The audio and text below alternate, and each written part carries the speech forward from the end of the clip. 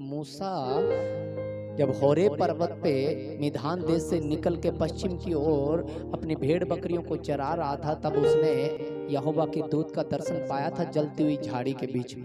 पढ़ा है ना? कितने लोगों ने पढ़ा इस वचन को? हालेलुया। जलती हुई झाड़ी के अंदर परमेश्वर का दर्शन पाया और यहोवा के दूत का। और जब वहां जाने लगा तो उसने कहा कि मूसा अपनी जूती उतार, ये जगह पवित्र है, वो परमेश्वर का पर्वत कहलाता है, और मेरे पास आ, मैं तुझे भेजता हूँ। और जैसे तू मेरे लोगों को बुराइयों से, बुरी युक्तियों से, बुरे विचारों से, बुरे गंदे लोगों के बीच से निकाल करके जब लाएगा तो इसी ही पर्वत पे आकर के तुम मेरी क्या करोगे? उपासना करोगे। इसी पे मैं तुम्हारे संग रहूंगा, मैं तुम्हें बचाए ले चलूंगा, मैं तुम्हारे आगे आगे चलूंगा और तुम्हें विश्राम दूंगा। भजन गाते हैं ना, मैं तेरे आगे आप चलूंगा और तुझे विश्राम दूंगा। ये वचन है बाइबल में, निर्गमन की पुस्तक में लिखा हुआ कि मैं चलूंगा तेरे आगे और तुझे विश्राम दूंगा। और चला, देखा ना आपने, धुएं का बादल छाया करता था उन पे, और वही बादल रात को चमकता था, आग के जैसे बन जाता था, रोशनी करता था, उनके पांव में कभी ठेस नहीं पहुंचनी थी। उनके आगे आगे रहा, कभी चट्टान पे आया, कभी समुद्र के बीच में से होकर के निकला, कभी मारा का पानी मीठा कर दिया, कभी मन्ना बरसाया तो कभी बटेरें गिराई, मांस खिलाया, भोजन वस्तुओं का प्रबंध, और उनकी जूती भी कभी पुरानी नहीं होने दी, ना कपड़े उनके कभी फटने नहीं दिए। वो आप आगे चलता था, यहोवा खुद दूत बन करके आप चलता था। फिर क्या हुआ? नहीं भरा ना मन उनका, बना लिया अपना एक नया देवता। हारून से बोल बैठे कि हाँ, वो पता नहीं, वो उसी पर्वत पे, क्योंकि परमेश्वर ने तो कहा था ना कि जब वापस लौट करके आओगे तो मूसा इसी पर्वत पे उपासना करोगे। वो तो आ गया था, चला गया उसी पर्वत पे 40 दिन के लिए परमेश्वर से बात करने के लिए, और लोगों ने अपना ढीठपन दिखा दिया, बना लिया अपने लिए एक नया देवता। परमेश्वर का गुस्सा भड़क उठा, छोड़ दी उनकी अगुवाई, नहीं चला उसके बाद कभी।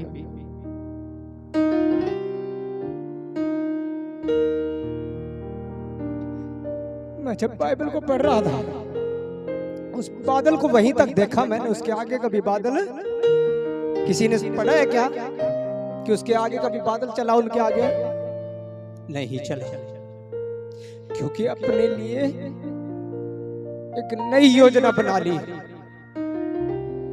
ढीठ बन गए, निकम्मे बन गए, भूल गए उसकी करुणा को, उसने कितनी भलाई की थी, भोजन वस्तुएं दी, जंगल में लिए चला, समुद्र के 2 भाग किए, खारा जो था उसे मीठा कर दिया, कड़वापन जीवन में नहीं होने दिया।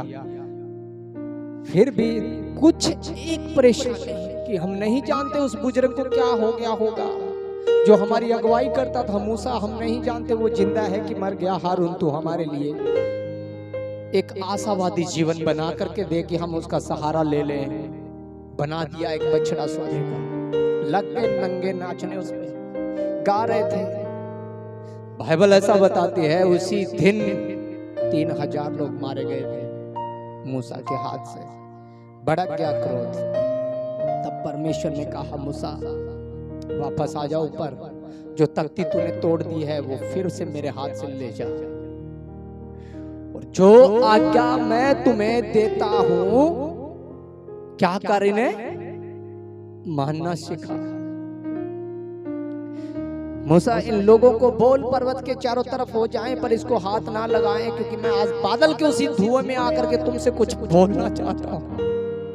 मेरा हृदय बहुत दुखी है, आज मैं तुमसे कुछ कहना चाहता हूं, पर इनको बोल देना ये करीब ना आए, क्योंकि इन्होंने पवित्रताई का जीवन जिया, इन्होंने मेरी आज्ञा का पालन, मैं इनके आगे आगे था, पर इन्होंने नहीं सुना उस बात को। मैं बोलता रहा पर ढीठपन उनके बीच में चलता रहा।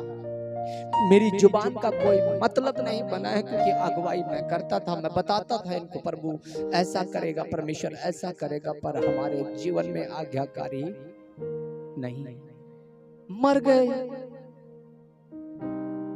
3000 लोग, कुछ रास्ते में मर गए, कुछ आगे उस आज्ञा के उल्लंघन करते करते मर गए। कौन पहुंचा वहां पे? यहोशू, एक काले के, कोई और पहुंचा क्या? सिर्फ 2 लोग मर गए सब उस अगुवाई में चलते चलते। जब आज्ञाएं मिली, जब उन्होंने देखा गर्जन, तब अपने जीवन को देखा और परमेश्वर को देखा तो भय खा गए थे, भाग खड़े हुए। मूसा तू ही बात कर। पढ़े इस वचन को, पहले सबसे पहले पढ़े निर्गमन की पुस्तक उसका 19 अध्याय 3 वचन को हम पढ़े। तब मूसा पर्वत पर परमेश्वर के पास चढ़ गया। हाँ? और यहोवा ने पर्वत पर से उसको पुकार कर कहा, हाँ? याकूब के घराने से ऐसा कह और इजराइलियों को मेरा यह वचन सुना। आमीन। जब वहां से लेकर के आ गया, परमेश्वर ने मूसा को जब बुलाया ऊपर की आ और मेरे वचन इनको सुना। मूसा ने जब यहोवा की वो बातें सुनाई कि आओ परमेश्वर आप तुमसे बातें करना चाहता है, वो तुम्हारे बीच में रहना चाहता है, तुम लोगों ने ढीठपन और नंगापन जो बना लिया है वो तुम्हारे इसको ढांपना चाहता है। पर उन्होंने पता क्या बोला? निर्गमन की पुस्तक और उसका 20 का 19 हम देखें। और सब लोग गर्जने और बिजली और नरसिंगे के शब्द सुनते और धुआं उठते हुए पर्वत को देखते रहे। हाँ? और देख के कांपकर दूर खड़े हो गए। हाँ? और वे मूसा से कहने लगे, तू ही हमसे बातें कर। हाँ? तब तो हम सुन सकेंगे, परंतु परमेश्वर हमसे बातें न करे। हाँ? ऐसा न हो कि हम मर जाएं। और मूसा क्या कहता है? डरो मत, क्योंकि परमेश्वर आप तुम्हारे मन में भय पैदा करना चाहता है ताकि तुम पाप ना करो। मत डरो, वो तुम्हें आज्ञा देना चाहता है क्योंकि तुमने अपने लिए कुछ बना लिया था। अब उसका मन तुमसे बहुत ज्यादा दुखी है। अब वो तुम्हें एक दूत देना चाहता है, वो तुम्हें एक आज्ञा देना चाहता है। वो तुम्हारे आगे आगे चलेगा, उसकी तुम्हें सुननी पड़ेगी। जो उसकी नहीं सुनेगा उसको मैं दंड दूंगा। आमीन। समझ पा रहे हैं? एक समय था जब मिस्र से निकले थे ना, तब परमेश्वर ने उनसे नहीं कहा था कि तुम्हें होम बलि, पाप बलि, मेल बलि, दोष बलि, ये फलानी बलि, ये धिकड़ी बलि, ये कटने का पर्व, ये छंटने का पर्व बनाना पड़ेगा। कभी नहीं कहा। निकाल के लाया था कि मैं ही पर्व हूँ, मैं तुम्हारे बीच में रहूंगा, तेरे संग संग रहूंगा। मूसा जैसे मैं तेरे संग वैसे यहोशू के संग भी रहूंगा। लेकिन जब देखा उनका निकम्मापन, उनका ढीठपन, जब देखा कि ये लोग देख करके भी नहीं देख पा रहे हैं, इन्होंने समुद्र के 2 भाग देखे हैं, मारा का पानी मीठा होते देखा, फिर भी ये मांस कभी कुछ ही मांग रहे हैं। तब परमेश्वर ने कहा, अगर इनके कठोरता को अगर भय नहीं बनाया, इनके जीवन को और ज्यादा दंडवित नहीं किया और ज्यादा इनको कठोर नहीं किया, तो ये तो पाप में पड़ते चले जाएंगे। आमीन। कितना बुरा लगता है ना, किसी जानवर का मौत हो हमारे बदले में। परमेश्वर से नफरत सी होने लगती है। अब तो चलो हम विश्वास में हैं, जानते हैं। पहले मैं भी बड़ा विरोध करता था इस चीज का। ये कौन सा परमेश्वर है? कबूतर मांगता है, गाय, बैल, भेड़, बकरियां, खून, तलवारें, ये कौन सा परमेश्वर? बड़ा बुरा लगता है। सच है ना? पढ़ते हैं, लेव व्यवस्था पढ़ी है क्या किसी ने? बाइबल की 2 प्रमुख पुस्तकें हैं, लेव व्यवस्था और व्यवस्था विवरण। लेव व्यवस्था का मतलब समझते हैं? लव्य व्यवस्था। इजराइल के 12 बेटे थे, उनमें एक का नाम लेवी था और उसको एक पद मिला था कि तू ही सेवा करेगा, तू ही मेरा याजक बनेगा, तू ही पास्टर बनेगा, तू ही मेरी बेदी के समीप रहेगा। और उसी लेवी गोत्र से था मूसा जो उससे बात करता था। लेवी गोत्र से परमेश्वर ने बात की थी। और ये जो लेव व्यवस्था है ना, उन लेवियों को दी थी कि मेरी व्यवस्था लेवियों के लिए, जो सेवा करना चाहता है, जो मेरी अगुवाई में चलना चाहता है, ये व्यवस्था मैं उनको दूंगा। उसे तो लेव व्यवस्था बोलते हैं। हालेलुया। आया ना समझ में? लेव व्यवस्था। और व्यवस्था विवरण। फिर जब उन्होंने निकम्मापन ढीठपन किया तो उसका विवरण किया, दोबारा बताया गया उसको, उस व्यवस्था का विवरण किया गया, फिर से दोहराया गया। ले व्यवस्था और व्यवस्था विवरण से मिलती मिलती किताबें मिलेगी आपको। यहोशू ने दोहराया था जो मूसा ने लिखा था, यहोशू ने उसे दोहरा करके बताया उनको परमेश्वर क्या चाहता है। फिर से खड़े हो जाओ। यिर्मयाह की पुस्तक में एक जगह लिखा हुआ था, आप नहीं खड़े हो ना, मैं बता रहा हूं आपको। यिर्मयाह की पुस्तक में लिखा हुआ था, क्या मनुष्य जब गिर जाता है क्या वो फिर से खड़ा नहीं होता? पढ़ा है क्या किसी ने ये वचन? शायद 8 अध्याय में मिल जाएगा आपको कि मनुष्य जब गिर जाते हैं क्या वो फिर से खड़े नहीं होते? क्या जो ठोकर खा जाते हैं, जो भूल जाते हैं, रास्ता भटक जाते हैं, क्या वो लौट करके नहीं आते?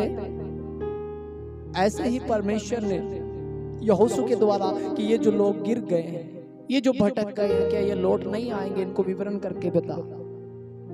आमीन। यहाँ पे वचन को हम जब पढ़ते हैं तो यहाँ पे क्या लिखा हुआ है निर्गमन की पुस्तक 20 और 19 में कि तू ही बात कर, हम तो नहीं करेंगे। क्यों? किस कारण? क्योंकि उन्हें पता चल गया था कि तुम्हारा जीवन तो इस काबिल नहीं है। क्योंकि परमेश्वर ने अगर ये बातें, ये आज्ञाएं अगर हमें दी है तो हमें पता चल गया कि इतने करड़े कानून, इतनी बड़ी सजा अगर मेरा पिता मुझे मेरे घर के आज के बाद तो 8 बजे के बाद बाहर नहीं निकलेगा और दोबारा कभी बाइक को हाथ नहीं लगाएगा और मेरे से तू 100 रुपए लेता था तू कल 10 ही लेगा, इन बातों से पता चल जाता है पिता तो नाराज है। सच है ना कि नहीं है? जब व्यवस्था आ गई तो पवित्र स्थान में रहेगा, तू पवित्र करके मानेगा, तू मुझे छोड़ और किसी को नहीं मानेगा, तू चोरी न करना, तू व्यभिचार न करना, तू ये न करना, तू वो न करना। जब ये कंडीशन लागू होना शुरू हो गई तो यहाँ से पता चल गया कि परमेश्वर अब हमसे नाराज है। अब बोर्ड लगा दिया गया है, इस घर में रहोगे तो 8 बजे के बाद घर से बाहर। क्योंकि जब निकले थे मिस्र से तब तो नहीं थी ना, ये कंडीशन तो नहीं थी। तब तो यही कहा था ना कि मैं ही पर्व हूँ, दौड़ते चले जाओ, जो चाहिएगा मैं मुहैया कराऊंगा, मैं तुम्हें उस देश में लेकर के जाऊंगा जो मैंने अपनी महिमा के लिए चुना है, कनान जहां दूध और मधु की धारा। ऐसा ही था क्या? है ना? हो क्या गया? रास्ते में कानून पलटना पड़ गया। हमारा ढीठपन, निकम्मापन हमारे पूर्वजों का इतना परमेश्वर को दुखी कर गया कि उसे मूसा को लिख के देना पड़ा, अब ऐसे चलेगा और मैं ना छोड़ूंगा और ना मैं नहीं त्यागूंगा, मेरे रहेंगे मतलब मेरे ही रहेंगे और मैं नहीं छोड़ूंगा। जब भी ये गुनाह करेंगे मैं दंड भी दूंगा, नहीं छोड़ूंगा। परमेश्वर ने वादा कर दिया। अब निकाले हम निर्गमन की पुस्तक उसका 23 अध्याय और 20 वचन को हम पढ़ें। मैं एक दूत तेरे आगे आगे भेजता हूँ, हाँ, जो मार्ग में तेरी रक्षा करेगा, हाँ, और जिस स्थान को मैंने तैयार किया है, हाँ, उसमें तुझे पहुंचाएगा। आमीन। सुन, मैं एक दूत तेरे आगे आगे भेजता हूँ, वह मार्ग में तेरी क्या करेगा? रक्षा करेगा। कौन था वो? पता है किसी को? किसी ने पढ़ा हो कहीं पे कि वो दूत वहां पे निकल के आया था, 4 पंख थे, लंबी चोंच थी, या घोड़े पे सवार था, हाथ में तलवार वो लड़ता था, ऐसा था क्या? कौन था वो दूत? की परमेश्वर ने 2 पट्टियां लिख करके और मूसा एक संदूक बनाना बोला था क्या? 2.5 हाथ चौड़ा, 1.5 हाथ ऊंचा, ऐसा कहा था क्या? 4 कुंडे लगाना, 2 बबूल की लकड़ी बनाना, उसे संदूक उठाना होगा और लेवी जो लोग होंगे वो आगे आगे क्या करेंगे? इसे लिए चलेंगे। और मेरी आज्ञाएं की जो पट्टियां हैं, जो पत्थर जो मैंने दिए हैं, मेरी आज्ञा जो तुम्हें जीने का तरीका जो तुम्हें दिया है, वो इसके भीतर रखना और उस मन्ने को भी भीतर रखना। और वो वाचा का संदूक कहाँ चलता था? आगे। यहोशू के अगुवाई में यरदन पार कर गए थे ना चल के पानी पे, तो पहले कौन गया था वहां से? वाचा का संदूक। हालेलुया। मैं तेरे आगे एक दूत भेजूंगा और उसमें जो लिखा हुआ है ना उस पे तुम्हें मानना पड़ेगा, वो रक्षा करेगा तेरी। वो आज्ञा तुम्हारी क्या करेगा? चोरी न करना, अगर की तो वो रक्षा करेगा क्या? वह विचार न करना, अगर हमने किया तो वो रक्षा करेगा क्या? नहीं, वो रक्षा करे। आगे पढ़े तब और गहरे जाएंगे हम, और पता चलेगा। आगे पढ़े इस वचन को। उसके सामने सावधान रहना, हाँ, और उसकी मानना, हाँ, उसका विरोध न करना। आमीन। उसके सामने क्या करना? सावधान रहना और उसी की मानना। जो वचन लिख के मैंने दिया है उसको सुनना और उसे मानना, उसका विरोध, क्योंकि वो माफ नहीं करेगा। पर यीशु मसीह ने एक जगह कहा था, मैं तो किसी को दोषी नहीं ठहराता, मैं दोष लगाने नहीं आया। तुम पर दोष लगाने वाला तो वचन है जो मेरे मुख से निकला है। हालेलुया। तुम पे दोष लगाने वाला तो वचन है, उसकी आज्ञा है जो उसकी उंगली से लिख करके बच्चा के संदूक में रख दिया गया है। ये तुम्हें दंड देगा, इसका विरोध मत करना। जो मूसा ने तुम्हें सुनाया है उसे सुनना और मानना, और उसका सामना कभी मत करना, क्योंकि वो दूत तुम्हारी रक्षा करेगा।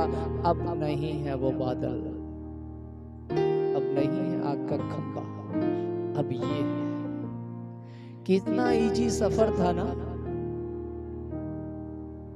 बोलना ही पड़ता था, मूसा पानी खा रहा है, मीठा हो गया, है ना। कितना इजी सफर था। एक बछड़े के चक्कर में कि हमारे लिए एक देवता बना दे, उसके चक्कर में खो दिया उसको, है ना। एक आसान जीवन चला गया उनके आगे से। एक कठोर आज्ञा आ गई, क्योंकि परमेश्वर जानता था अगर मैंने इनको कठोर आज्ञा नहीं दी तो एक भी नहीं बचा पाऊंगा। और परमेश्वर नहीं चाहता कि कोई मर जाए, इसलिए उसने जानवर मारवाने शुरू कर दिए, क्योंकि पाप की मजदूरी क्या है? और परमेश्वर के लिए कीमती कौन था? आदम। इस प्राकृतिक में सबसे ज्यादा जो परमेश्वर के करीब है ना, जो उसका वंश है, वो मनुष्य जात है। तब उसने कहा अगर तुम गलतियां कर भी लो ना, तो तुम्हारी गलती के बदले मुझे एक मेंढा दे देना, एक बछड़ा दे देना। अगर कोई छोटी गलती हो तो कबूतर दे देना। उसका लहू जब बहाया जाएगा तो तुम्हारे ऊपर जो पाप है ना, तुम पे नहीं आए, तुम बच जाओगे।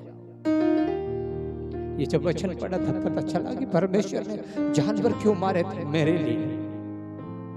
वो नहीं चाहता बलि, क्योंकि जब उसने निकाला था ना, उसने नहीं कहा था। सबसे पहले जब उसने एक मेमना मरवाया था मिस्र देश में रात को, मैं समझ नहीं पाया कि वो क्यों चाहता है मरवाना।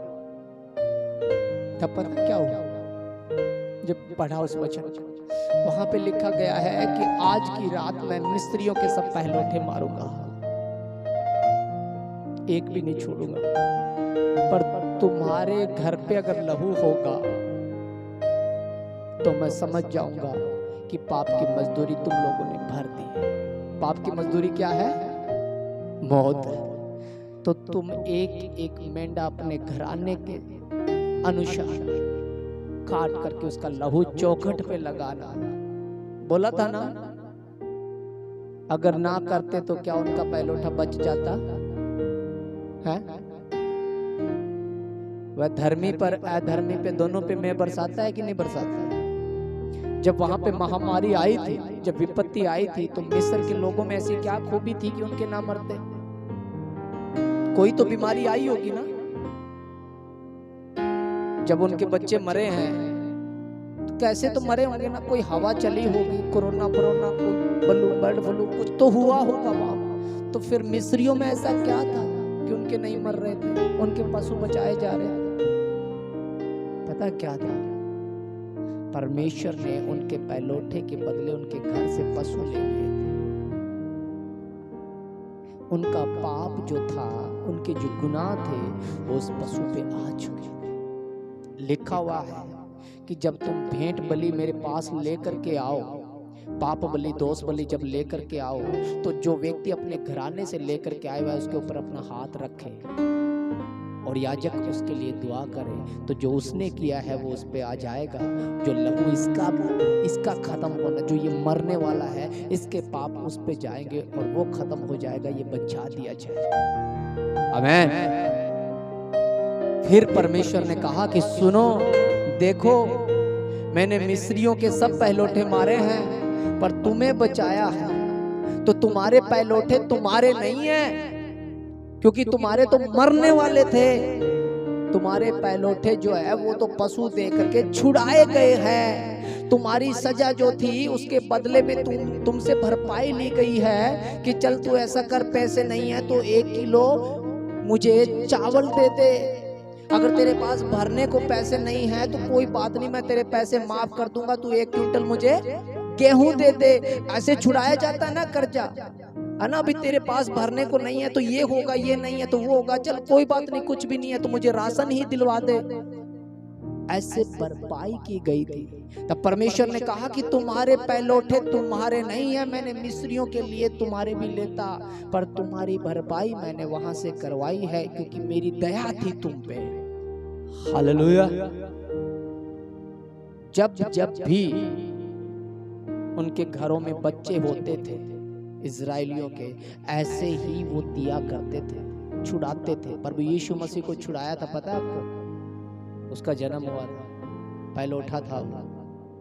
उसके माँ बाप ने, यूसुफ और मरियम आई थी यरूशलेम के अंदर, क्या लेके आए थे किसी को पता होगा? 2 कबूतर के जोड़े। हमें 2 कबूतर के जोड़े। नहीं था उनके पास पैसा कि वो बकरा खरीद के, सामर्थ्य के अनुसार कबूतर ही ले पाए थे।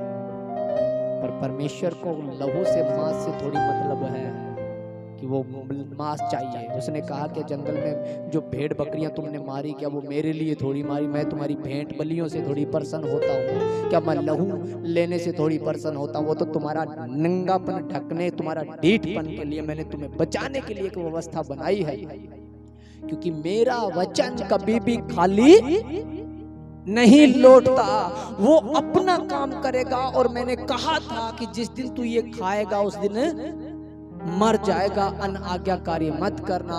और ये मर जाएगा जो शब्द है, ये व्यवस्था थी उसके मुख से निकला था कि तू मर जाएगा। अब उस मौत से बचाने के लिए कुछ तो करना ही पड़ेगा।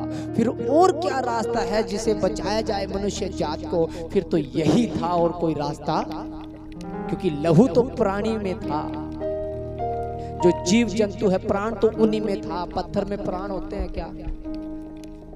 प्राण किस में थे? जीव जंतुओं में थे या मनुष्य में थे? और मनुष्य को बचाना था तो फिर किसका बहाना पड़ेगा? क्योंकि पाप की मजदूरी तो मौत। इसलिए कि चाहे एक चींटी का बच्चा भी क्यों ना मिल जाए, तुम्हारे पाप ना रहे बस। पर यीशु मसीह को बचाने के लिए, उस पहलोठे को बचाने के लिए कबूतर का जोड़ा दिया ताकि वो बच जाए। क्योंकि पहलोठा किसका है? परमेश्वर का। उसने कहा इसे अगर छुड़ाना है तो एक मेमना चाहिए, एक मेमना। हमें कैसे बचाया गया पता है? हम बच नहीं पाते, हमारा नंगापन कभी ढंप नहीं सकता था, हमें छुड़ाया गया है अपना लहू देकर। परमेश्वर कितने हल्के में ले रहे हैं आप लोग आपका कर्जा। आप जो भर नहीं पा रहे थे, आपको लगता है कि आप अपनी मर्जी से जी पा रहे हैं। वो मौत जो सदा काल की है, जहां पे दांत पीसना, लेकिन दांत पीसने का मतलब इतना भयंकर है कि वो जीवन, ना तो वो आत्मा कभी मरेगी और ना उसका कभी पीछा छूटेगा। उस मौत से बचाने के लिए उसने अपना इकलौता दिया। हालेलुया। वो आया जगत में और आकर के उसने व्यवस्था विवरण और ले व्यवस्था जो इज़राइल जी रहा था जिसके बेस पे उसको उठाया और हमें दे दिया। आज नहीं समझ पा रहे, नया नियम पुराना नियम, नया नियम पुराना नियम चलता फिर रहा है। नया नियम बगैर पुराने नियम के अधूरा है और पुराना नियम बगैर नए नियम के अधूरा। पुराने नियम के अंदर हमें नए नियम की परछाई नजर आएगी, यीशु मसीह नजर आएगा, उसकी आज्ञाएं, और नया नियम हमें जीवन का मार्ग बताता है। पर यीशु मसीह ने क्या कहा था जब शास्त्री फरीसी और यहूदियों ने पूछा कि हे जगत गुरु, हे धर्म गुरु, सबसे गंभीर और सबसे बड़ी, सबसे प्रमुख आज्ञा कौन सी है? बोला था क्या? पूछा था क्या? मरकुस 12 अध्याय में शायद ये घटना है ना, पढ़े एक बार उस वचन 28 देखें पहले 28। और शास्त्रियों में से एक ने आकर उन्हें विवाद करते सुना और यह जानकर कि उसने उन्हें अच्छी रीति से उत्तर दिया, उससे पूछा, सबसे मुख्य आज्ञा कौन सी है? यीशु ने उससे उत्तर दिया, सब आज्ञाओं में से यह मुख्य है, हे इज़राइल सुन, प्रभु हमारा परमेश्वर एक ही प्रभु है, और तू प्रभु अपने परमेश्वर से अपने सारे मन से और अपने सारे प्राण से और अपनी सारी बुद्धि से और अपनी सारी शक्ति से प्रेम रखना। और दूसरी यह है कि तू अपने पड़ोसी से अपने समान प्रेम रखना। इससे बड़ी और कोई आज्ञा नहीं। इससे बड़ी और कोई आज्ञा। हालेलुया। 30 वचन को अगर हम देखें तो व्यवस्था विवरण उसका 6 अध्याय और 4 से लेकर के 6 वचन तक निकाले। व्यवस्था विवरण को, व्यवस्था विवरण उसका 6 अध्याय 4 से 6 वचन तक हम पढ़े। क्या लिखा हुआ वहां पे? हे इज़राइल सुन, यहोवा हमारा परमेश्वर है, यहोवा एक ही है। एक ही है, यही था क्या वो? आमीन। प्रभु यीशु मसीह ने यही बोला था क्या? हे इज़राइल सुन, यहोवा हमारा परमेश्वर एक ही है। तू अपने परमेश्वर यहोवा से अपने सारे मन और सारे जीव और सारी शक्ति के साथ प्रेम रखना। आमीन। यही बोला था ना। 30वां वचन कहां से लिया था? 31वां वचन ले व्यवस्था निकाला 19 का 18। पलटा न लेना और न अपने जाति भाइयों से बैर रखना, परंतु एक दूसरे से अपने समान प्रेम रखना, मैं यहोवा हूँ। आमीन। क्या कहा था? अपने पड़ोसी से अपने समान प्रेम। उसने ले व्यवस्था और व्यवस्था विवरण दोनों ही किताब आपके हाथ में रख दी है। कौन कहता है कि पुराना नियम आज हम नहीं पढ़ पाएंगे? दोनों ही किताबों की प्रमुख जो बातें थी प्रभु यीशु मसीह ने हमारे हाथ में दे दी है। इस आज्ञा के अनुसार अपना जीवन जीना तो कभी मार नहीं खाएगा। मैं व्यवस्था को लोप करने नहीं आया बल्कि उसे पूरा करने आया हूँ। तुम ये जो चिड़िया कबूतर ये जो चढ़ा रहे हो, बार बार तुम लहू बहा रहे हो, मैं पूरे जगत को एक ही बार छुड़ा लूंगा। एक बार मैंने संपूर्ण जगत को, परमेश्वर ने जगत से ऐसा प्रेम रखा कि अपना इकलौता दे दिया, जो कोई उस पर विश्वास करे वह नाश ना हो परंतु अनंत काल का जीवन पाए। अनंत काल सदा के लिए उसने दे दिया। अब जरूरत नहीं है कबूतर, भेड़, बकरी, गाय, बैल, पशु, अब जरूरत नहीं है हमें लहू बहाने की। अब जरूरत है उससे प्रेम करने की, क्योंकि परमेश्वर क्या है? प्रेम। उसने ऐसा अद्भुत हमसे प्रेम रखा कि वो भेड़ बकरियां सब कुछ अलग करके उसने एक ही लहू दिया जो पवित्र था, जो उसका अपना लहू था। उसमें किसी मनुष्य का वंश नहीं था। अगर उसमें मनुष्य का वंश होता अगर ये व्यवस्था जो परमेश्वर ने दी थी, जो मूसा को तख्ती पे लिख के वाचा के संदूक में दी थी, तो इसमें अगर जीवन होता तो फिर वाचा बांधने का कोई मतलब नहीं था। वो तो इसलिए दी गई थी कि ये लोग कभी खत्म ना हो जाए। मैं कैसे बचाऊंगा उस समय तक जब वो आने वाला होगा। वो अपने समय पे उसे भेजेगा कि वो संपूर्ण जगत को बचाएगा, तो तब तक मैं इनको कैसे संभाले रहूंगा। तब उसने चिड़िया कबूतर ये बनाया कि तुम इसके साथ साथ चले जाओ। और जब समय पूरा हुआ तब उसने अपना इकलौता दिया और अपना लहू बहा दिया कि अब जो कोई उस पर विश्वास करेगा वो छुड़ा दिया गया है। पाप की जो मजदूरी थी वो उसने अपने ऊपर ले ली।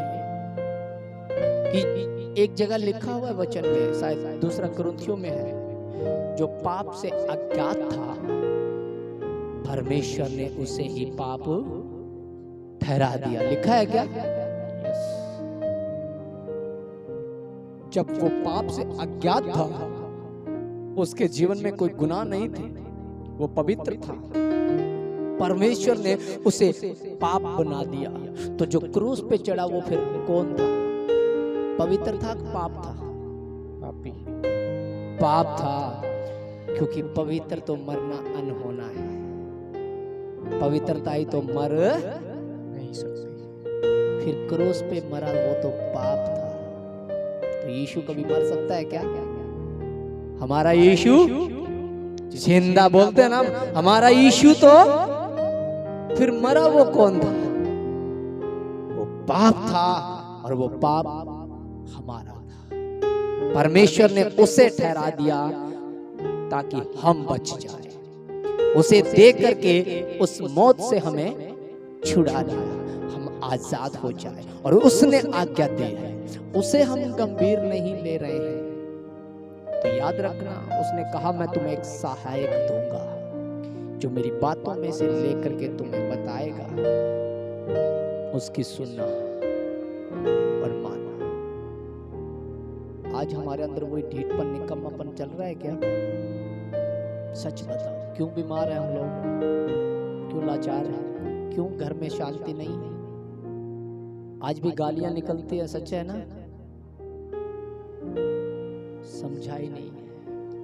सच तो ये समझा ही नहीं। अगर समझ जाते ना हकीकत, मैं उन शब्दों से बयान नहीं कर पाता।